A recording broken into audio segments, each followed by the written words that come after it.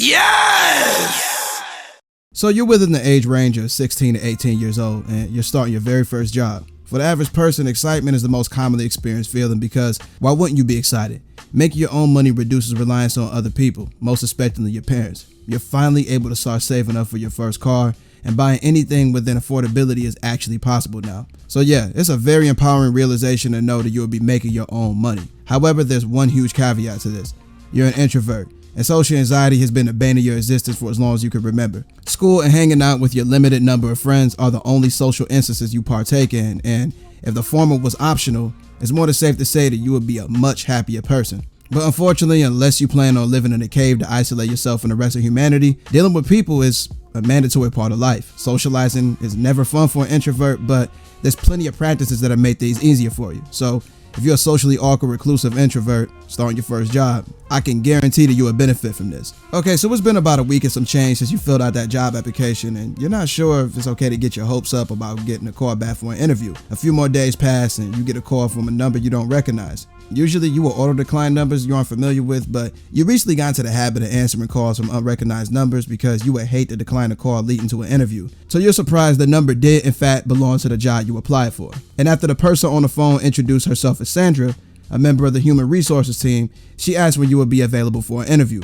At this very moment, you're overwhelmed with an influx of confusing emotions. You're excited because you're one step away from making your own money, but your lack of self-confidence reared its ugly head and conveniently found a way to ruin the entire experience. Now, it takes a few seconds for you to collect yourself before informing Sandra that you're still a high school student, so you're usually available Monday through Friday after 3 p.m. and fully available on the weekends. Luckily, the job you apply for is open 24 hours a day, 7 days a week, and interviews are commonly conducted on Saturdays. Sandra asked if this Saturday at noon will work, and after confirming, you're informed that the interview will be held by Craig, the hiring manager. The phone call concludes with both parties thanking one another, and from that point on, your mind begins to play out the worst case scenarios of how the interview will play out. You encounter difficulty sleeping the next couple of nights, and the morning after the third sleepless night in a row, you tell yourself that today will be the day when you get a hold of yourself and shift gears. After school, you start Googling interview tips and YouTube videos of practice interviews in hopes of making things easier for yourself. So you're surprised they managed to help you out a little bit, but your anxiety is still getting the best of you. I'm not even about to sugarcoat anything because this whole situation is very unfun to deal with, but there's several things you could do to change the situation. I would personally invite a friend over and have him help you with some interview scenario role playing. I know role playing is never enjoyable for anybody because it's always awkward and difficult to take seriously, but it'll benefit you more than you realize. Now, in order to put yourself in the correct state of mind, I suggest dressing for the occasion. Speaking of dressing for the occasion, if you haven't already ran to the store to buy something interview appropriate, I would highly suggest not waiting until the last minute to do so. Everybody will tell you to, air quotes, look professional, but when the word professional comes to mind, a three-piece suit and tie is probably one of the first things that comes to mind. Believe me, all that isn't necessary because you aren't entering a fashion show because anything business casual should work. Try and move the gears around in your head so you can focus on treating everything like a real interview. If you and your friend laugh a little bit and joke sometimes, it's all good because it's expected for that to happen, but try not to break character too many times. Interviews aren't supposed to feel like interrogation, so it's perfectly fine to have some fun with it. In a real life setting, the person conducting the interview is a human being with feelings and emotions just like you, and they expect you to behave as authentically as possible. Do not go out of your way to portray yourself as something that you aren't because interviewers can usually tell if you're trying too hard. The goal is to get the interviewer to become as defined to you as possible because this is one of those situations where first impression matters the most. This person knows absolutely nothing about you, and getting an idea of what type of person and employee you are is the entire point of the interview. Sell yourself as much as you can, but don't give out any information you aren't asked about. I would suggest telling your friend to have a bunch of basic interview questions written down before initiating the role play, and make sure you continue to role play several times leading up to the day of the real interview. Interview role playing is meant to help you become a better opportunist alongside inducing a better sense of comfort. Most interviewers go by a script, but stay alert because they might ask some questions relevant to one of your responses. Okay, so it's Saturday morning, and even though you didn't get the best night's sleep, you're a lot less anxious than you were last week. I would suggest eating breakfast and spend some time talking to yourself in the mirror. Hype yourself up with encouraging statements along the lines of, "I got this," or "I'm one step closer to being a millionaire." Reminding yourself that you will be successful one day will turn your excitement up and your nervousness down, which is essential because it's always easier to focus on the bad things instead of focusing on the good things. Spend as much time empowering yourself as you need, but you gotta make sure you give yourself enough time before the interview to relax and collect yourself. When it's time to get dressed, wear the business casual clothes you bought earlier in the week and prepare to head over to your future job. Now, it's imperative that you leave early enough to give yourself at least 15 minutes to a half an hour to arrive before the scheduled time of the interview. Good attendance is a mandatory quality of a good worker, and if making it to work on time is a challenge for you, well, you definitely don't want to exhibit that on the day of your interview. Okay, so you sat in the car for about 20 minutes and now it's time to get the show on the road. When you enter the building, an employee at the front desk welcomes you in and can tell that you're there for an interview based on the way that you're dressed. They assume you're here to see Craig because he's the hiring manager, and after you confirmed everything, you're informed to hang out for a little bit because Craig is currently finishing up an interview. Craig appears from one of the back rooms talking to and walking beside a guy roughly around the same age as you. It's pretty obvious that this is the person he just got done interviewing because the guy was dressed well and ended his interaction with Craig with a thank you, have a nice day, and a handshake. Craig notices you in the distance, mosses you over and introduces himself when you're within physical contact distance, and greets you with a handshake. You follow Craig to an empty office-style room where both of you seat yourselves to conduct the interview. Being the introvert that you are, you're already on pins and needles, and you aren't even 10 seconds into the interview yet. However, if you took the interview role playing seriously, composing yourself would be much less of a feat. For the sake of convenience, let's just say that you did. Anyways, Craig gives you a brief monologue about how long he's been working for the company and how happy he is to have you here. He follows up with asking you to tell him a little bit about yourself. I can't stress it enough that the keywords "a little bit" are very, very prominent. Whatever information you provide here should be short, sweet, and simple. He's fully aware that you're a high school student and you haven't accomplished much of your life yet, so he doesn't expect you to be able to sell yourself. Also, this is your first job, which means that you don't have a resume. And if I were you, I would limit my responses to details regarding what year in high school you're in, your age, and some of your favorite hobbies if need be. He then asks you what brings you to the company, a more elaborate way of asking why you applied to work here. Just being honest. This is the part where you want to sell yourself, but don't overdo it. Since you're a high school student, it's likely that you have a lot of free time, so if I were you, I would phrase my response something like this. Well, sir, I'm happy you asked. Since I'm a high school student, I have a decent bit of free time on my hands, and I figured that a part-time job would be the best way to utilize it. I'm a very active person, and I've always partaken in whatever extracurricular activities my school offers. I was looking for another way to challenge myself and make better use of my free time, and a part-time job opportunity seemed like the best option. A response like this provides the interviewer with some brief insight as to what you hope to gain from working for the company. He's fully aware that you don't want a job because it's something that you want to do, because let's be real, if everybody could get paid to do absolutely nothing, it's something we all would leap at the opportunity to do. But unfortunately, if you don't work, you don't get paid, and that'll always be the play of the game. Emphasizing that you're active outside of school hours gives the interviewer an idea of what type of worker you would be. Even more so because it isn't mandatory to work when you're a kid. So the fact that you're applying for a job when you don't even have to speaks volumes about you as a person. Expect the interviewer to ask you to go into detail about the extracurricular activities you discussed earlier, because if you weren't being honest about this, you'll have to be expected to follow up with a response just as convincing as your last one.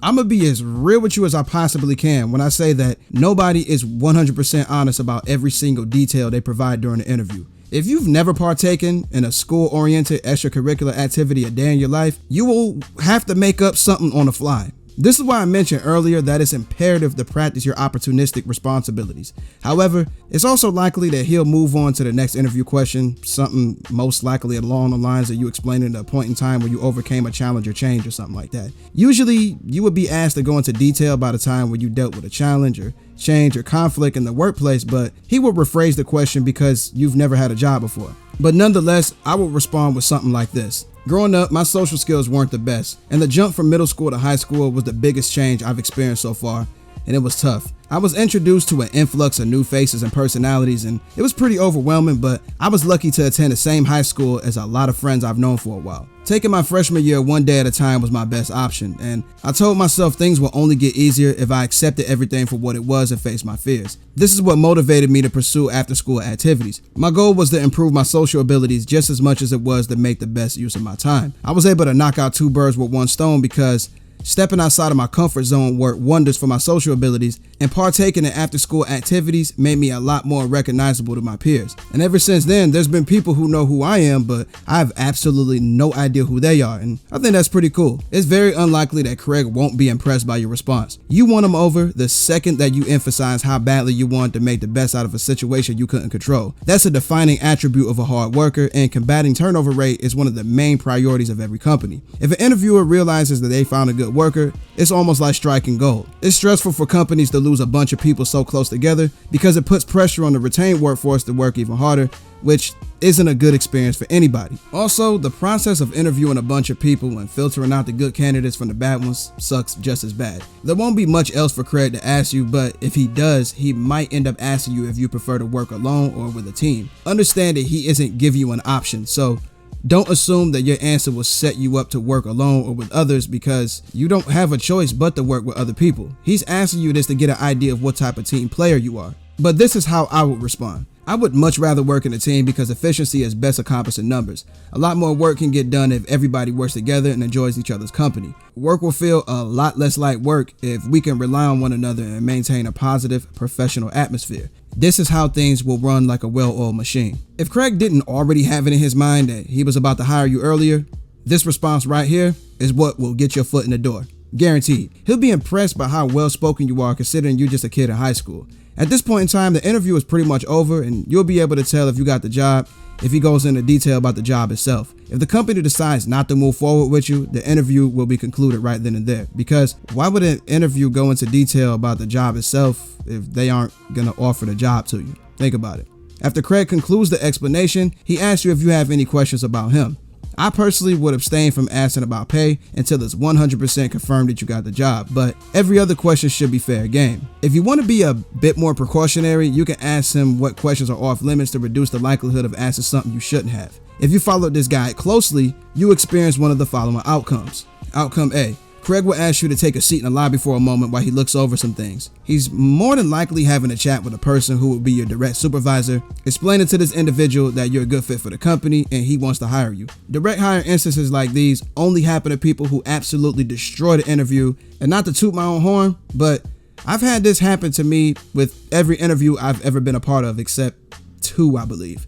However, I still ended up getting a job offer later. Outcome B. Craig walks you to the lobby and informs you to keep your eyes peeled for a potential phone call or email to notify you if you got the job or not. Now, don't lose your confidence if this happens, because this doesn't mean that you lost the opportunity. He probably has a bunch of other candidates and needs to find out where to place everybody. Now, let's pretend that outcome A is the one that happened. You're proud of yourself for your interview performance and you can barely contain your excitement. Craig asks for a few moments of your time to explain a few more things and introduce you to your direct supervisor, a middle-aged woman named Lisa. Lisa gives you a brief tour around the building as Craig gives his thanks and walks away to do other things, presumably another interview. Since you're socially awkward and small talk is never a fun experience, focus more on the fact that you performed fantastically in your very first job interview and got offered the job on the spot. You're not the shy, socially inept kid you used to be. Granted, social settings will always challenge you, but you gotta make sure you celebrate the small victories. But at this very moment, I would take advantage of this moment to ask some questions relevant to the job. Sometime during the tour, Lisa might have already told you a bit about herself, including but not limited to how long she's been with the company. You have the opportunity to ask questions about the job during the tour, so don't be afraid to speak up. If I were in your shoes, I would ask questions along the lines of, what does a normal day of the job look like? A question like this will prompt Lisa to give you an idea of what to expect on a regular day of work. Don't ask about the variances of what can happen each day, because there's no way that anybody can accurately answer that, and that's something that you would have to experience for yourself. Once you're satisfied that all the job relevant questions have been answered, I would suggest following up with some relationship building questions such as, how's the supervisor life treating you today? Or, you got any fun plans after work today? Now, when you show interest in somebody's personal life, it facilitates the relationship building process, which is imperative for a person with poor social skills like you. The tour only lasts for about a half an hour or so before Lisa informs you of an email you'll receive later on in the afternoon. This email would more than likely include paperwork regarding uniform size information, the date and time of the job orientation, and some forms your parents or legal guardian will have to sign since you're still a minor. Elated and brimming with positive energy, you walk outside to the car to meet your mom and ecstatically inform her of what went on. She's just as happy as you are to know that You not only have your own job, but you will offer the opportunity on the same day you were interviewed. To celebrate, you and your mom decide to go grab some ice cream from the nearby ice cream parlor. Y'all get home a few hours later, conveniently as your phone notifies you of an email from Sandra from Human Resources again. The files attached are pretty much one big welcome package consisting of uniform size paperwork, the date and time of the orientation, and some paperwork that has to be filled out by you and your mom, but you already had an idea of what to expect. The orientation will be held at the same establishment where your interview partook, and you're expected to be there next Friday at 4 p.m. You destroyed the interview and received the job offer, so the hard parts are out of the way, but you have no idea what to expect from an orientation. A brief chat with your parents is all the consolation you need to know that there's nothing to worry about. Your mom and dad both tell you the same thing. You'll be in a room with a bunch of other new hires, listening to a person talk for a few hours. Fast forward 1 week, and you'll find yourself in that same exact setting, and it looks like the other new hires are within the same age group as you. Roughly 15 minutes after the scheduled start time of the interview, a middle-aged man wearing a three-piece suit enters the room and introduces himself as Ralph, a member of the Human Resources Management team. For the next 3 hours, you and your co-workers have to deal with the agonizing boredom of a PowerPoint slideshow. Yeah, here you'll learn the job's rules, what you're expected of as an employee, benefits, and various other things. Shortly before the end of the orientation, Ralph informs everybody that the direct supervisors will appear soon for a brief chat before your first day at work. Not too long afterward, Lisa, your supervisor, and 2 other women walk into the room. All of these women have a sheet of paper in their hands and take turns reading names for the papers, directing anybody whose names was called to form a group outside the room and prepare to be led elsewhere in the building. When it's finally Lisa's turn, you stand up and walk outside when your name is called. Yourself and a group of 5 other new hires follow Lisa to an empty office-style room with a giant table in the center with several stacks of neatly folded plastic wrap clothing on top of it. It's pretty obvious that this is the part of the day where you get your uniform. One by one, Lisa hands everybody 3 pairs of black pants and 3 black short-sleeve polo-style shirts and a sheet of paper entailing this month's work schedule. You find out your first day of work is next Friday at 4 p.m., and for the foreseeable future, your work schedule will be Friday through Sunday, 4 p.m. to 8 p.m. Lisa reminds everybody to purchase a pair of black non-slip shoes before the first day of work. Everybody says their goodbyes and goes their separate ways before leaving. You and your mom visit the nearest shoe store to buy a pair of non-slip shoes before returning home. Throughout the school week, the anticipation of starting work creates a war between excitement and nervousness in your mind. The mere realization of making your own money is an empowering feeling, but the introduction of an influx of new personalities that you will have to learn will be an obstacle in and of itself. Nonetheless, this is something you wanted, and working is a part of life and growing up, and it's entirely too late to back out now. Fast forward to next Friday. You're sitting in class waiting for the final bell to ring at 2:30 so you can finally get your first day of work started. The moment the clock strikes 2:30, you bolt out of the classroom door and out of the school's front entrance to meet your parents in their vehicle parked in front of the school. Your dad usually works 9 a.m. to 5 p.m., but he decided to leave work early so he could be there to take you to work for your first day. You still have a little under an hour and a half before work starts, so going home, getting something to eat, and preparing for the first day is your first priority. After grabbing something quick to eat and getting dressed into your work uniform for the first time, your mom embarrassingly exclaims how adorable you look and how quickly you're growing up. To no surprise at all, she asks to take pictures of you in your uniform for the sole purpose of posting them to her social media account. You're accustomed to your mom doing cringe-worthy stuff, so this was far from out of the ordinary. It's about 2:45 p.m. and your shift starts in about 45 minutes, so you and your parents hit the road shortly after your mom finishes taking pictures. Your job is only a 15-minute drive away from home, so upon arrival, you will have about a half an hour before your shift starts. Traffic wasn't too bad, and since y'all arrived a little bit early, your parents decided to spend some time encouraging you and providing you with some useful advice in hopes of making your first day at work easier. You give your parents a big hug after everybody exits the vehicle, before walking towards the building with only a small idea of how the day will turn out. It's about 3:45 p.m. now, and you got about 15 minutes before your shift starts. To combat the nervousness, you pull out your phone to search funny memes to combat the unsettling feeling in your stomach, and for the most part it works, but the closer it gets to 4 p.m., it becomes increasingly difficult to think positively. Every bypassing minute feels like an hour, and you aren't certain if you want the arrival at 4 p.m. to expedite itself or take its sweet time, but unfortunately, time doesn't take orders from anybody. It's 3:58 and you put your phone away when you notice another employee approach you. She looks to be in her early 20s, and you couldn't tell if her short stature or different colored shirt was more prominent. She introduces herself as Heather, one of the store's team leads, which would explain the differently colored shirt. After introducing yourself, you end up finding out that you'll be spending your entire shift shadowing and get an understanding of the job. And as team lead, it's Heather's responsibility to ensure that you're properly trained. As much as you like to get your feet wet, you remind yourself to focus on taking things one step at a time to preclude overwhelming yourself. You'll only be here 4 hours, and that realization, accompanied by a few other positive thoughts, makes it easy to get through the day. One by one, Heather introduces you to the rest of the team, and based on first impressions alone, everybody seems cool for the most part.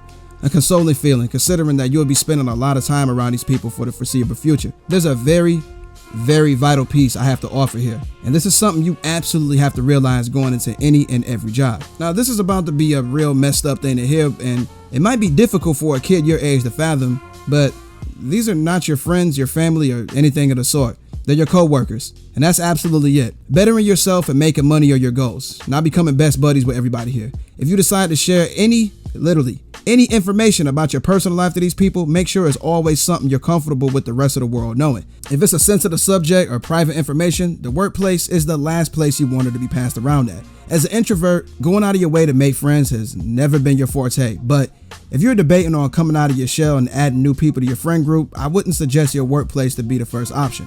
Take as much time as you need to fill everybody out to the best of your ability. And if you end up becoming close with one or two of your coworkers through common interests, that's 100% fine. I want to emphasize that I'm not saying you should give everybody the cold shoulder and hate everybody or anything of the sort. Just behave professionally and treat everybody with respect, and don't have too high expectations of anybody.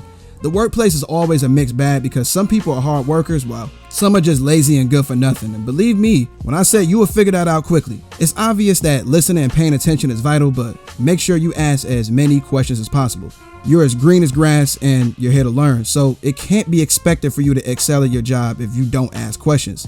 If you haven't already asked, Heather eventually informs you that you won't be able to punch in until next week, but your time is getting accounted for, so don't worry about getting a shorter paycheck. You spend your entire 4-hour shift following Heather around, learning about different products in the store, how everything works, the job's chain of command, and a million other things. Before you know it, it's 7:50 p.m. and you spend the final minutes of your shift talking to Heather and asking any other job relevant questions, and before the conversation ends, Heather gives you her number in case you ever need anything. When 8 p.m. hits, you say your goodbyes to your coworkers and leave. As you're walking out of the building, you check your phone to see a text message from your mom saying that she'll be outside to pick you up by the time your shift is over. The text was sent at 7:30, and by the time you finally saw it, your mom had been waiting outside for a half an hour. On the way home, you tell your mom about how well the first day went and how you're excited to be making your own money. And this is where the story ends. Working for the first time is challenging for everybody, but the difficulty level as such is even higher for an introvert. Remember, sociality isn't a strong suit of yours, so don't bite off more than you can chew, ever. Take one day at a time, take as much time as you need to learn each and every one of your coworkers, and don't force yourself to warm up to people. Instead, you should allow it to happen over time. You'll probably shadow for about a week or so, and when you're finally on your own, don't feel bad or beat yourself up for making mistakes. Trial and error is a huge part of learning and growing up, and getting a job this early in your life is the best way for you to learn it. Remind yourself every day that you can do anything you put your mind to, and take mental note of each and every mistake you make. Your mistakes are meant to help you grow and will never define who you are. Nobody is perfect and nobody expects you to be perfect. So always keep that in the back of your mind. All right, classmates, that does it for this one. Since you're an introvert, working your first job will definitely be a challenge, but it's nowhere near impossible. Always remind yourself that everybody had to start somewhere, and even some of the wealthiest people in the world were able to conquer their fears and achieve success. I 100% believe you can do it too. If you made it to the end of today's lesson and enjoyed what you learned, do me a favor and thumb rest to that like button until it turns blue. And if you're new on campus, go ahead and subscribe to the channel and click that bell icon, and you will never miss another lesson at the Elite Nation University again. But with that being stated, this concludes another lesson at the Elite Nation University.